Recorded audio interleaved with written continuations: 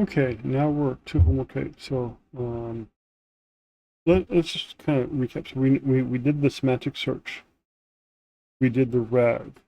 So those are the core fundamentals of building stuff in a lot of ways. So now, one of the key things that we do a lot, one of the things that I do a lot, I'm assuming other people do too out in the world, I know all my coworkers do, is it's not necessarily prompt engineering is kind of a marketing term, so I have to use that. But I can take a data set of 1,000,000 rows and send it to ChatGPT and get information on those 1,000,000 rows. That's one way of doing prompt engineering. I can give an example. I just read the other day that ChatGPT engineering uses ChatGPT very differently. They give an example of the output when they ask a question. When I design this class, I kind of design the homework first and kind of what I want you to do. Then I roll back and actually make the homework. Then I make the lectures kind of related to the homework. And the reason I do that is because I want you to understand the homework as something you do, and that's how you're going to remember it. And then the lectures, you understand the didactic foundational model of it. So this homework we kind of, or this part, I guess homework talks about, zero shot. We just ask ChatGPT. Few shot, where we give an example and chain of thought. And there's something called thinking models, and it's kind of like chain of thought, but slightly different, which we'll cover in the homework. And how do you evaluate prompts? So there are the two questions that I'm going to focus in on for the homework, for grading. Which prompt techniques work best for your task and why? Now, again, if you use your own data, it might be a few shot, it might be zero shot. It depends on your data. Each data set is slightly different. Then, when did a few shot outperform zero shot? When did it matter? Because remember, if you have to send a few shot, you're giving, it's not that you're giving out your data, but a few shot can take longer and be more comprehensive to design. So let's get into the homework and let's see what we're doing. Right here, Colab.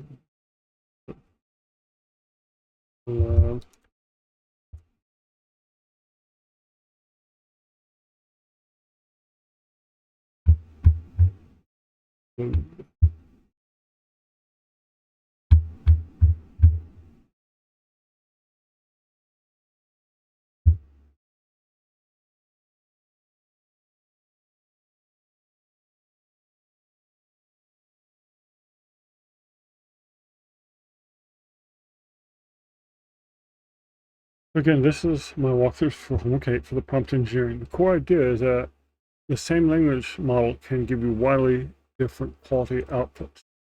And a lot of times, you may need JSON, you may not need JSON. It's really how you prompt it. We're going to walk through 4 main prompting techniques. Zero shot, few shot, chain of thought, and then interactive prompt optimization. Again, we're just using that T5 base model that we used in the last notebook in Colab. I don't 99% sure you don't need an API key. Where is runtime? L4. So I'm hoping to have you walk away with, how can we communicate efficiently with LLMs? How can the same model give you different results, dramatically different results, not just like 2-word differences, but very different results? And chain of thought was, we use it a lot of times when we have to teach a model how to reason logically. A couple of things that we use in here that I just updated this semester is a different tokenizer. I use auto tokens. Is that it? Let's see what's going on.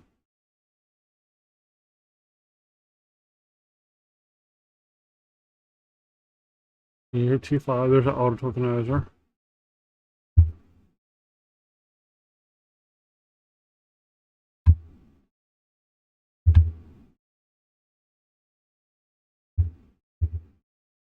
Okay, the zero shot right here. No, there we go. Okay, so the first sediment test is to classify something. It's a sediment of this review, positive or negative or neutral. And I think it is the product arrived late, but works great. And the model correctly identifies it when you train, so it's easy.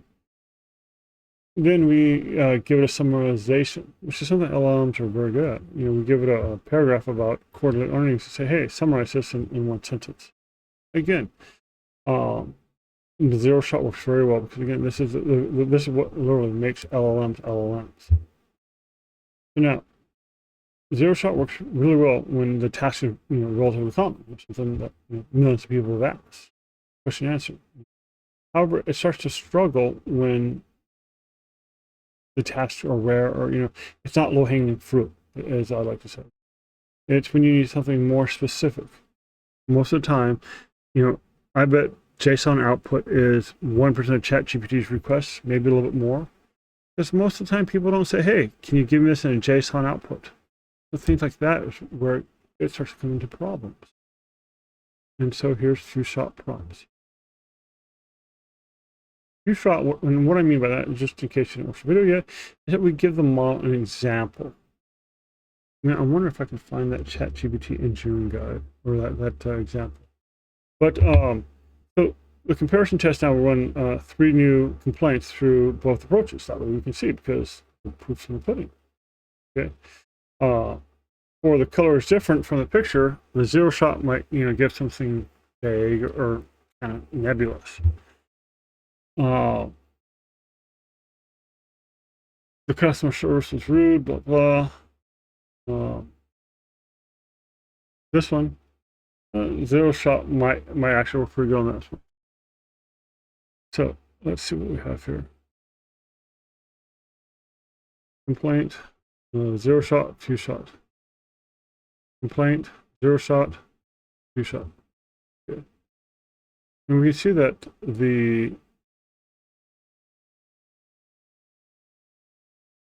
so we're trying to classify it as a complaint or not, and this is correct.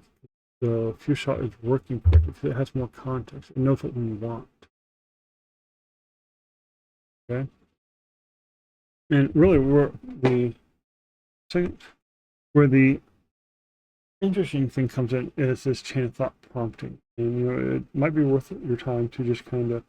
It's not on the final midterm or anything else like that, last midterm, but to understand chain of thought reasoning is just so interesting. There's like those bar problems or those riddles. We have to solve them in a certain order. You have to use pandas, parentheses, addition, blah blah blah, whatever pandas is. The order of operations in math. Well, chain of thought kind of does that for LLMs. Okay. A store has 50 apples. They sell 23 of them. They sell 23 and receive 15 more. How many apples? Without chain of thought, there's 50 minus 23 plus 15, 63 apples are left. There's 63 apples plus 5, 57 apples. Which is not right.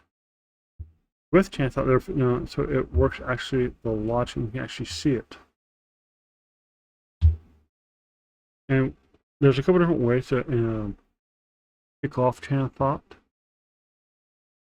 But it is a way of saying, basically, show me your thinking, show me your work. I was just looking for an old model to actually show you this. I can't seem to find an old enough model where this actually happened. But it's at how many R's in strawberry. It's a chain of thought, or without chain of thought versus chain of thought prompting. So, this is a classic demo. There's a couple more of them. This notebook I'm providing, kind of spells out the steps of it. With most newer models, I think from like GPT-4 and Claude 4, they have baked-in reasoning models, and so you can't basically test on this. But some models are in in device, edge device, or small models. You'll actually see this very commonly happen. So what's worth knowing is that chain of thought prompting was a conceptual precursor of what we call now thinking models '01. So before '01 and like '03, I guess. And I guess ChatGPT 4, 4, 5. This was a problem that you'd see pretty often. So let's go on a little bit more to prompt optimization. And I guess that's what I should have done. I should have had you find the model. And I just thought this. Yeah, I just remembered that I have a paper about this.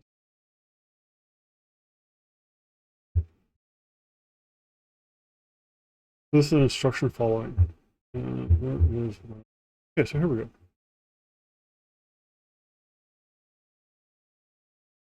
So, if I was to ask you, take the first 5 letters of Richard, reverse those letters, wrap it in parentheses, and append OK. I'll put only the result. This is what I expect to see. Exactly. Okay. I'll put exactly this tall iron building stands in Paris, drawing millions annually. I just want to repeat it. JSON, the prime number. Well, I basically went through and created a bunch of tests that I can kind of test an LLM's ability to follow instructions. Not necessarily chain of thought reasoning, but hey, how well can you follow instructions? Okay. Now, like the rich one, that's relatively easy, right? All LLMs can do that. And this is in the last year sometimes, it's not super old.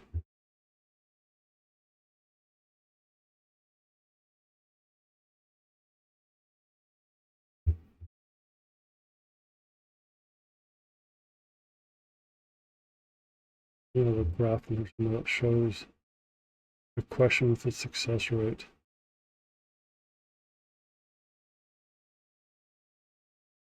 So in certain models, string manipulation. 2.7% of LLMs could do that. I don't know if it was that. I think this was question number 1. 8% could take my name, reverse it, add parentheses around it, and hit OK. Add OK to the end of it. Think about that. Only 8% of models last year could take the word Richard, reverse the first 5 characters, put it up parentheses, and add OK to the append OK to the end of it. So the chain of thought reasoning is a very, very important topic, because if you expect an LLM, if you expect an employee, if you expect a coworker to do this, and again, I mean, everyone in the class should be able to do this.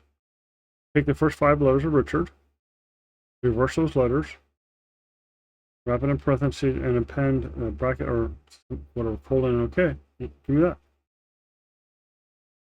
Only 8% of models could do that last year. And that's not a super hard task. So that is the core of why this one was. That's why the core of this is what's going on. Because with chain of thought, if we break it down more logically, hey, take the word Richard now, reverse it, show me this, then reverse it and do this. Then we can get a lot higher success rate. But I just want to know, because most people aren't going to use that chain of thought reasoning. Okay, so let's keep moving on. Okay, prompt optimization. So this section is about iterative refinement. Okay, version 1, V1, and then abbreviation. It's vague. The problem is the feature is ambiguous. The model doesn't know if you want specs, opinions, or anything else. So version 2, I drill down a little bit more. It's a better scope. I know I want product feature. But still, it's kind of nebulous. So version 3, hey, look, we tell it how we want it as a list. But the positive and negatives are still kind of mixed together. Version 4, the final one, the winner one. We separate out positive and negative reviews. Extract product features from the preview. Separate into positive and negative features. Okay, and just don't show it all. So the single biggest improvement, at least kind of my thinking, is going from version 1 to version 2, because now we know what we're looking at, or what we want, I think would be a better term.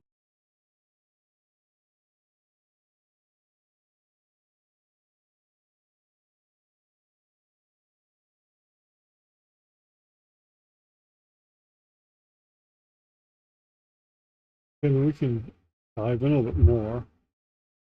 We can't think about this because what happens is when we have this, low the quality, that's very positive. Battery could be better, or battery could be tougher, or whatever. Not necessarily bad. Terrible experience. Product broke immediately, no refund. Fast shipping, so that's good. Product was exactly as described. That's good. Let's see what we can break in. Interesting.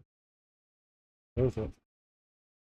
But moving on, which prompt technique worked best for your task? And again, if you want to use this data set, use this data set. If you want to use a different one, feel free. I'm not going to mark you down for trying anything I know. No, it's the all semester. I'll show you prompt iteration history, which will be up here. You can ask ChatGPT to help you with that. How are you going to make it better? And that's a lot of the problems. When you ask a very general question, a very general answer. And I think that's one thing that, on a side note, that worries a lot of AI experts. Hey, optimize traffic routes between Las Vegas and Reno. Well, you know how you optimize it? Get rid of all the humans. If there are no humans, then there's no traffic. So if you say, hey, optimize carbon dioxide emission or optimize this, you have to be really careful what you ask for sometimes with ChatGPT because, or any LLM, because if you don't give it sometimes context, then you can get in trouble because, again, the best solution is maybe not the solution you were looking for. And that could be a big problem.